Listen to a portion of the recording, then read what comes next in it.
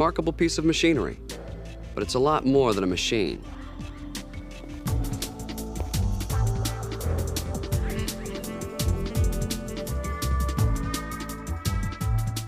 The 2000 S Class is designed to be more complete than any other car on the road. And while it may be quite complete, it's also pretty simple to operate once you get the hang of it. That's where this video comes in. We'll show you how many of the features of the S Class work.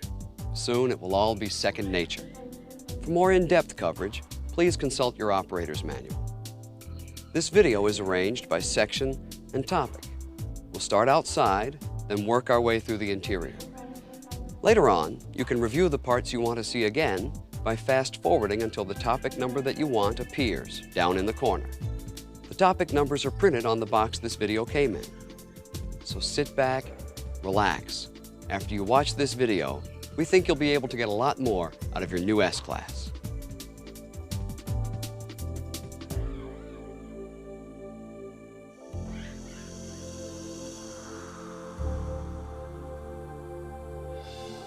Let's go over how to get in and why the remote smart key looks the way it does. This button, the one with the open padlock on it, unlocks the doors. It will unlock the driver's door and the fuel filler door if you push it once, or all the doors and the trunk unlock if you push it twice. But that can be changed. Your operator's manual will show you how to reset the remote to open all the doors all the time, if that's what you prefer. If the car's been in the sun, you can air it out before you get in. Just hold the unlock button while pointing the smart key at the infrared sensor located on either of the front door handles to open all the windows and the sunroof at once. You may have noticed, when you close your car door, you don't have to slam it. The door pulls itself snug for the last few millimeters. This button with the closed padlock locks the doors. Or hold it down and it can close the windows and the sunroof for you. In the event of an emergency, you can hold down the red panic button. It will honk the horn and flash the headlamps. To cancel the panic feature, just hold the panic button down again. Press the trunk button on the remote. It has an open trunk shape on it, and hold it. And the trunk lid swings open automatically. You'll really appreciate this when your arms are full. Here's the spare tire, toolkit, and fuse chart. If you have the optional CD changer, it goes right here. There's a button with a keyhole on it, above the license plate. When you're at a filling station, just unlock the driver's door from the inside. That will unlock the fuel filler door. By the way, you should always use at least 91 octane to get the best performance. The trunk button on the driver's door will open the trunk, unless the car is moving. There's a small key hidden inside the remote. If a valet is parking your car and you want to keep the trunk off limits, use this key to lock the trunk by hand and take it with you. It can lock the glove compartment too.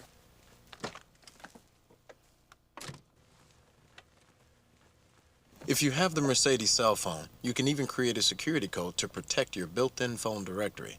That's something your operator's manual covers in detail. And as you leave your car, you can close the windows and sunroof with the remote. Remember to point the remote at the sensor.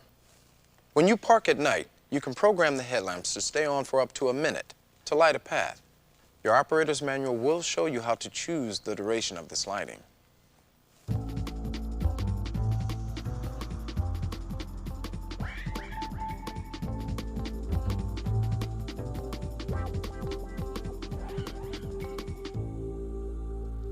Before you can adjust the seats, the ignition key has to be at position 1 or 2, or else one of the front doors must be open.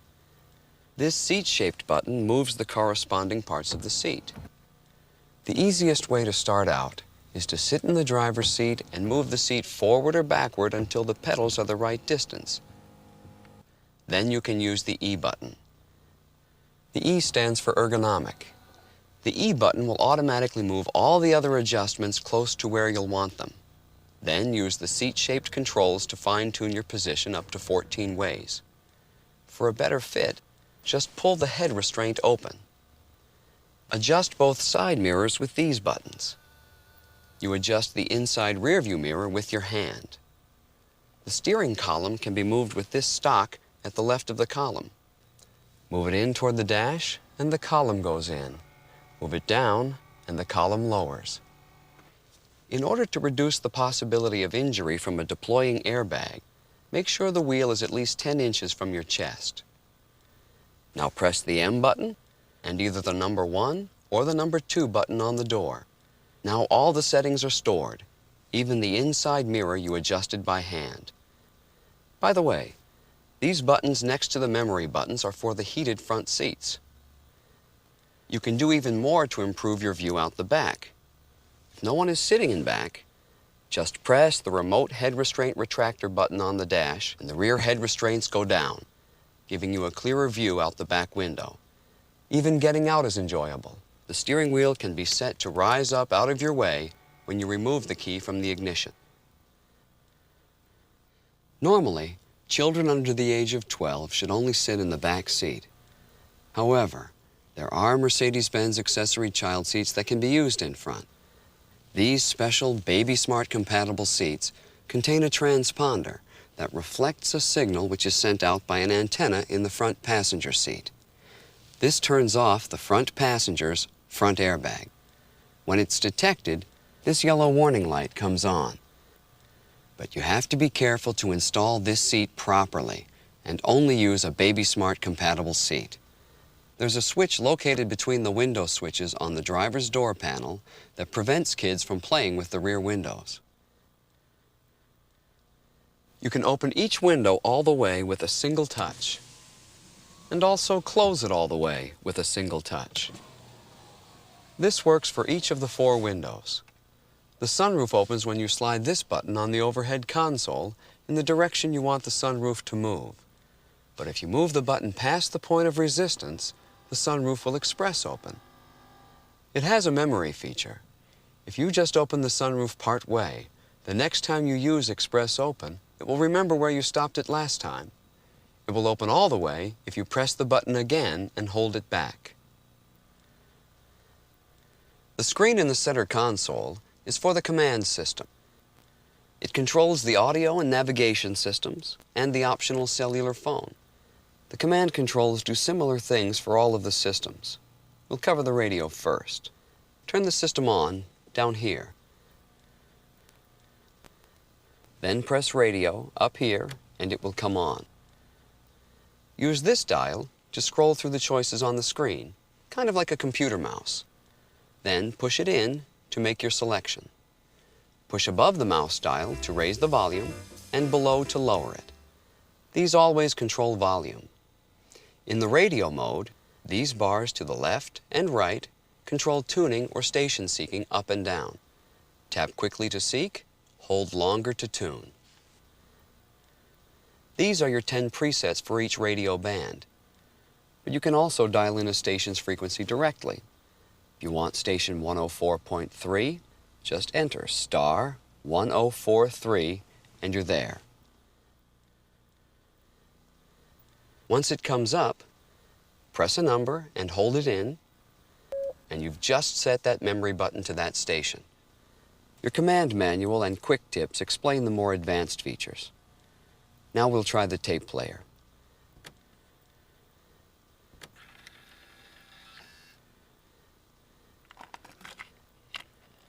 The tape player starts on its own.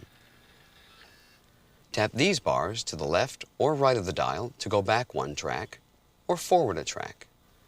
If you hold them down, they rewind or fast forward. To hear the other side of the tape, scroll with the mouse button to side 2, then press it, and the other side will start to play. To eject a tape, press the top left button. The optional CD changer goes in the trunk. This slot under the screen won't play any music CDs. It's just for navigation CD-ROMs. If you have a CD changer, you can activate it by pressing the CD button, which starts playing the first track of the first CD automatically, or else wherever you left off the last time it was on. Or you can choose the CD you want to play. Just enter the number 1 through 6 on the keypad and it plays that disc.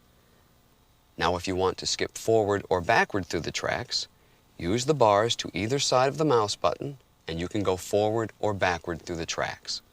There are many more instructions in the command manual. You can even enter CD titles, but this should get you started. The command navigation system works off 3 reference points: a satellite positioning signal, which is usually available whenever you're out in the open, the speed and direction your S-Class is going, and a CD-ROM full of maps and information for your part of the country, which comes with your S-Class free of charge. You can purchase CD-ROMs for other areas from any Mercedes-Benz center. The CD-ROM goes in this special slot. To get started, push the Navi button above the keyboard. Before you start your trip, scroll through to Address with the mouse and choose City and enter the name. You only have to select a few letters to get a list with all the towns that start that way. Then just scroll down to the town you want and push to confirm it. Now do the same thing for the street, and it narrows down your choices here too. Select the street you want, and now you get to choose the kind of route you want. You can choose fastest route for the least time, shortest route for the least mileage, or you can choose certain roads to avoid on your own. Let's choose fastest route, and wait as it calculates the route from where you are now. The route is being calculated. It's all in your command operator's manual. The route has been calculated. Now the system will tell you how far you are from your destination Follow the road until further instructions. and let you know where to turn before you get to each one. The system tells you out loud when to turn. If you don't catch it, press the repeat button and it will repeat. Follow the road until further instructions. As you'll see right away, it knows where you are. Now look at the map and you'll see where you are on your route, which is highlighted in blue. Now look at the keyboard. It has tiny arrows that let you move the map. To zoom in, press the star button. And use the number key to zoom back out. All the command programming at the center console, whether audio, navigation, or phone, should be done while the car is parked, not while you're driving. As you're driving, the system will give you spoken instructions, and the information you need will appear on this screen, in the speedometer face, along with other important information. One of the many benefits is that you can use the navigation system's spoken directions while driving and keep your eyes on the road. Keep in mind, roads may have changed since the CD-ROM was made, so the maps may contain some errors. As you drive, always be aware of the latest road indicators and traffic or directional signals. If you have an optional cellular phone, it's part of the command system too. Push the telephone button and it's on. Now you can dial a phone number by punching it in on the numeric keypad. After entering all the digits, push the mouse button to send and the call is started. If someone answers, the radio is automatically muted. You can also call up a number that you've stored in the memory. Your command manual will show you how to store it. You can access the number by voice using the steering wheel controls. For safety, you should only use the phone while you're parked. When the engine is running, make sure the phone is placed in its cradle in the center console and connected with the coiled cord to avoid interference with the vehicle's electronics system. You can use this button to answer the phone. You use this button to hang up or to refuse a call. Once you've turned on the phone, you can press the microphone button at the lower left, then just say dial number out loud. The system will respond out loud. Say the telephone number and the system will confirm it out loud. And if it's okay, just say send and it will dial the number. Many of the more frequently used features of the S Class can be controlled with your fingertips, right from the steering wheel. This scrolling button changes the screen from the odometers, to the audio system, to dialed or stored telephone numbers, to your next navigation instructions, to the trip computer, to warnings about malfunctions, if any, to programmable settings, like the headlamp mode. You can choose to turn them on yourself, have them on all the time when the car is running, or have them come on automatically when it gets dark. You can adjust the lights inside the car, too. You can choose how long you'd like interior courtesy lamps to stay on after you've shut the door. And you can decide how long you want the headlamps to stay on after you park. This allows you time to continue on foot with a lit path. You can choose to have them stay on for up to a minute, or not at all. For safety reasons, the programmable vehicle settings can only be changed when the car is stopped. You can access all of these things and more from these switches on the steering wheel.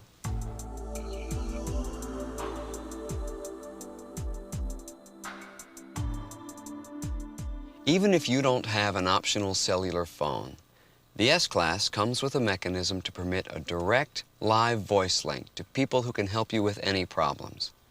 The TeleAid system is made up of 3 buttons that have their own connections to a dedicated cellular network. You have to subscribe in order to use these buttons. You automatically get a year of monitoring services and 30 minutes of airtime at no cost when you subscribe. This is the I button. It connects you to people at Mercedes-Benz who can give you information, for example, about how to use your car or where to find a nearby Mercedes-Benz retail center. Client assistance, this is Ellen. You can just talk right back. There's no need to use any controls. You don't even have to hang up when you're through. The person on the other end terminates the call for you. This button with a wrench shape on it will connect you with people at Mercedes-Benz Roadside Assistance, who have years of experience helping Mercedes-Benz drivers with problems with their vehicles. In some cases, they will even be able to access your warranty service history. Using the wrench button is a lot like using our 800 number for roadside assistance, except you don't need to find a phone, and the person who answers immediately knows your location and the color, model, and VIN number of your car, which makes it easier to send help quickly. Roadside assistance. This is Bob. Roadside assistance includes several sign and drive services free of charge. If you run out of fuel, they'll send out enough to get you on your way. If you need a jump start, they'll provide it. And if you have a flat, they'll come and install your spare.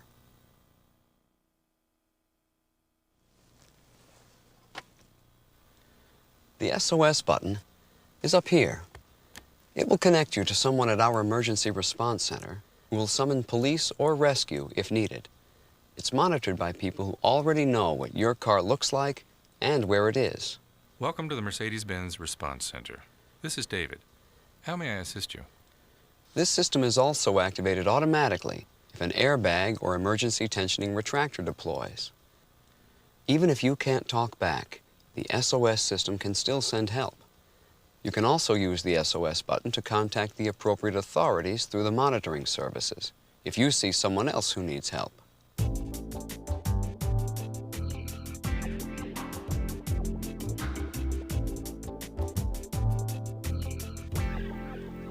This is the on button for the climate control system. These climate controls treat both sides of the car as separate zones. Each side has individual temperature controls and a button that lets you choose automatic control or your own settings. If you pop the auto button out, you can set the airflow direction for your side.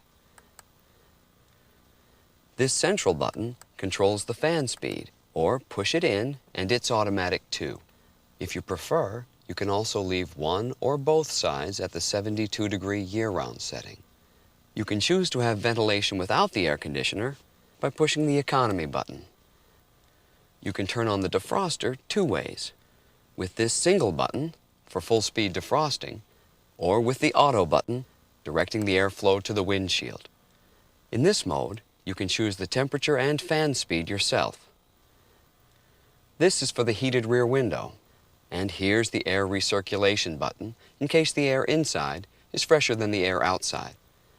And this button is for the activated charcoal filter to help clean the air coming into your car. If you push and hold either the recirculation or the charcoal filter button, the windows and sunroof will all close, and the activated charcoal and dust filters will start to purify the air inside the cabin. Press and hold the button again, and the windows lower all at once. This rest mode uses the warmth of the engine to help keep the cabin warm for up to 30 minutes after you park and turn off the engine, a detail you'll appreciate if you need to wait for someone on a cold day. The climate control has a sun sensor, which helps keep everyone comfortable even if one side is getting more sunlight. Seatbelt usage sensors help the climate control system to focus on people rather than empty seats. And there's a humidity sensor that helps to keep the air in the car from getting too dry.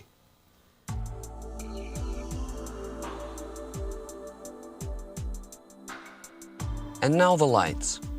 The combination light switch at the far left of the dashboard controls the headlamps, parking lamps, and fog lamps.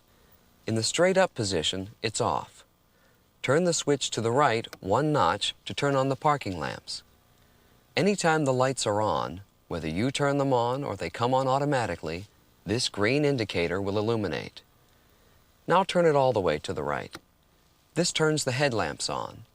You control the high beams and low beams with the stalk. When the lights are on, pulling the switch out from the dash one notch turns on the front fog lamps. A second green indicator lamp will come on next to the switch. If you pull the switch out 2 notches, the single red rear fog lamp comes on in addition to the front fog lamps. A yellow indicator lamp will come on next to the switch. You should only use the rear fog lamp in foggy weather because it can be very bright for people driving behind you. When the car is switched off, turning the switch to the left turns on the standing lamps, which are the parking lights for one side of the car at a time. As we mentioned before, you can use the steering wheel controls to choose whether to have the headlights come on whenever you drive, only when it's dark, or only when you turn them on with this switch. Even the storage spaces have character. If you open the vent inside, the center console will be heated or cooled along with the climate control. The first aid kit goes down here, below the front passenger's knees. A similar compartment under the driver's seat can hold your compact umbrella.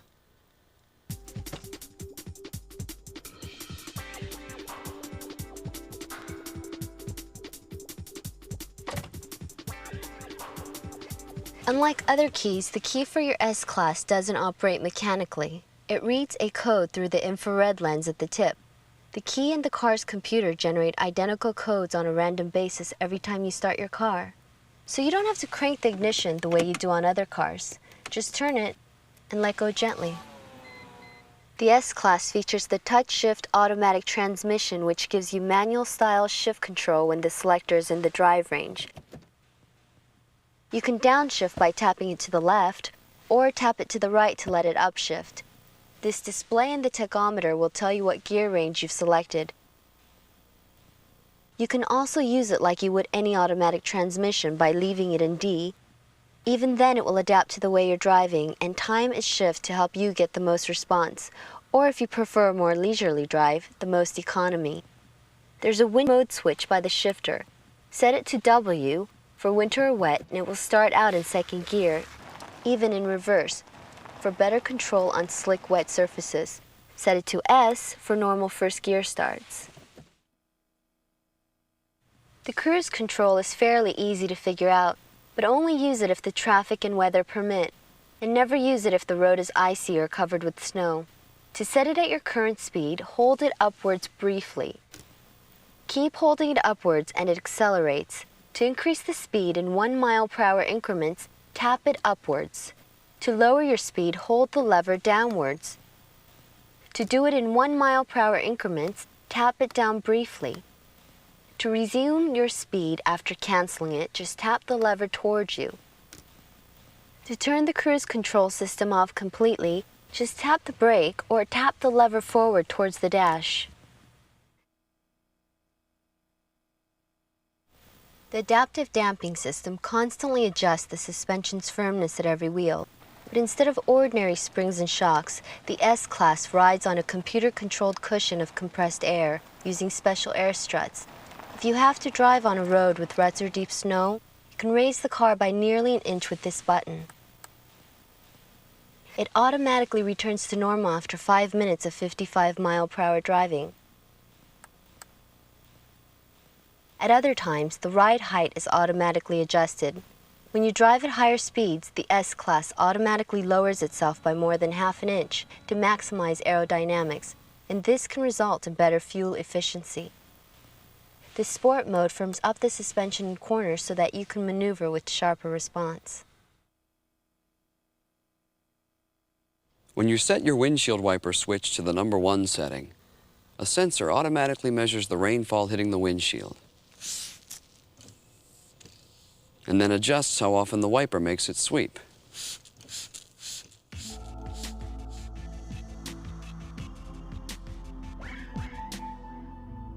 Your 4-year, 50,000-mile limited warranty covers any manufacturing defects. Routine service, as described in the maintenance manual, is now free of charge during the warranty period. The details are in your warranty package. As you flip through the screens with your steering wheel controls, you'll come to the flexible service system. It measures the actual condition of your engine's oil and monitors your driving habits. Then it continually recalculates when your next service is due, on the fly, so it can extend the interval between routine servicing, and it will let you know exactly when it's coming up. Congratulations on choosing the S Class. As you might have noticed, it's not just a car. It's really a whole new experience. If you have any questions this video and your operator's manuals don't answer, we're easy to get hold of. Just call us at 1-800-FOR-MERCEDES. Or even easier, just press your I button. Or check out our website at mbusa.com.